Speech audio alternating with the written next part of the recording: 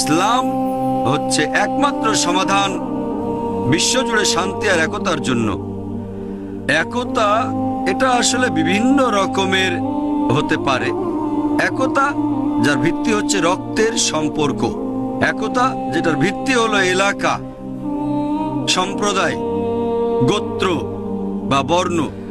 তবে এই সব একতার সীমাবদ্ধতা আছে, এগুলো পৃথিবীব্যাপী না। ইসলাম ধর্ম এটা মানে না যে মানব জাতি বিভিন্ন গোত্র আর স্তরে বিভক্ত। আমার লেকচারের শুরুতে পবিত্র কোরআনের একটা আয়াত বলেছি, সূরা হুজুরাত অধ্যায় নম্বর 49 আয়াত নম্বর 13।